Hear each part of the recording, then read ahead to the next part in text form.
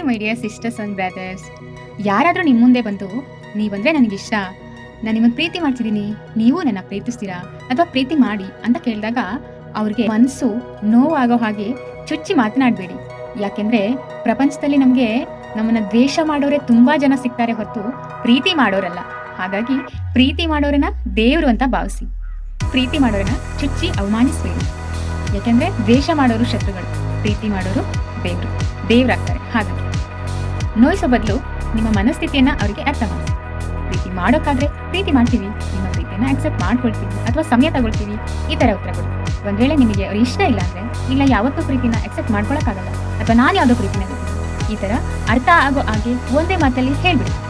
ಅದನ್ನ ಬಿಟ್ಟು ನಿನ್ನ ಪ್ರೀತಿ ಮಾಡೋದ ನಿಮ್ಮ ಮುಖ ಕನ್ನಡಿ ನೋಡ್ಕೊಂಡಿದ್ಯಾ ಅಂತೇಳಿ ನೋಯಿಸ್ಬೇಡಿ. ಅದು ತುಂಬ ದೊಡ್ಡ ತಪ್ಪು. ಯಾಕೆಂದರೆ ಪ್ರೀತಿ ದೇವರಾಗಿರೋ ಕೃಷ್ಣ ಹೇಳೋದಿಷ್ಟೇ, ಜಗತ್ತಲ್ಲಿ ಯಾವುದೆಲ್ಲ ಇಷ್ಟ ಆಗುತ್ತೋ ಅದನ್ನ ಇಷ್ಟಪಡಬೇಕು.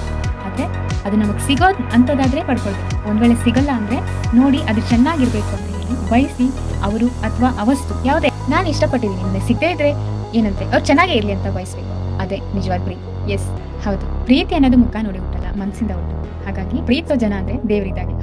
ಹಾಗಾಗಿ ಅವ್ರನ್ನ ಅವಮಾನಿಸಬೇಡಿ. ಸಾಧ್ಯವಾದರೆ ನಿಮಗೂ ಇಷ್ಟ ಆದರೆ ಪ್ರೀತಿ ಮಾಡಿ, ಇಲ್ಲಾಂದರೆ ನಿಮ್ಮ ಪ್ರೀತಿ ನಮಗೆ ಒಪ್ಪಿಗೆ ಇಲ್ಲ, ನೀವು ಪ್ರೀತಿ ಮಾಡ್ತಿರೋದು ತುಂಬ ಖುಷಿಯಾದ ವಿಷಯ, ಆದರೆ ನಿಮ್ಮನ್ನು ನಾನು ಪ್ರೀತಿಸೋಕ್ಕಾಗಲ್ಲ ಅಂತ ಸಮಾಧಾನವಾಗಿ ಪ್ರೀತಿಯಿಂದಲೇ ಉತ್ತರ ಕೊಡಿ.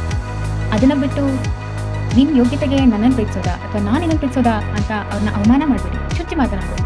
ನಿಮ್ಮ ಮುಖನ ಕನ್ನಡಿ ನೋಡ್ಕೋ ಅಂತ ಚುಚ್ಚಿ ಮಾತನಾಡಬೇಡಿ. ಯಾಕೆಂದರೆ ಒಂದಲ್ಲ ಒಂದಿನ ನಿಮ್ಮನ್ನು ಪ್ರೀತಿಸೋದನ್ನ ನೀವು ಅವಮಾನ ಮಾಡಿ ಮಾತಾಡಿರ್ತೀರ, ಅದು ನೀವು ಯಾರನ್ನು ಪ್ರೀತಿಸ್ತೀರೋ ಅವರಿಂದ ನಿಮಗೆ ಸಿಕ್ಕೇ ಸಿಗುತ್ತೆ, ರಿಟರ್ನ್ ಗಿಫ್ಟ್ ಆಗಿ. ಹಾಗಾಗಿ ಯಾರನ್ನು ಅವಮಾನಿಸಬೇಡಿ. ಪ್ರೀತಿ ಮಾಡ್ತಿದ್ದಾರೆ ಅಂದರೆ ಖುಷಿ ಪಡಿ. ನಿಮಗೆ ಇಷ್ಟ ಇದ್ದರೆ ಅಕ್ಸೆಪ್ಟ್ ಮಾಡ್ಕೊಳ್ಳಿ, ಇಷ್ಟ ಇಲ್ಲ ಅಂದರೆ ಇರೋ ಮನಸ್ಥಿತಿ ಪರಿಸ್ಥಿತಿಯನ್ನು ಹೇಳಿ ಬಿಟ್ಬಿಡಿ ಅಷ್ಟೇ. ನಾವು ಇಷ್ಟಪಟ್ಟವರು ನನಗೆ ಸಿಗಬೇಕು ಅನ್ನೋದು ಸ್ವಾರ್ಥ. ಅದೇ ನಾವು ಇಷ್ಟಪಟ್ಟವರು ಎಲ್ಲಿದ್ದರೂ ಹೇಗಿದ್ರು ಚೆನ್ನಾಗಿರಲಿ ಅಂತ ಬಯಸೋದು ನಿಜವಾದ ಪ್ರೀತಿ.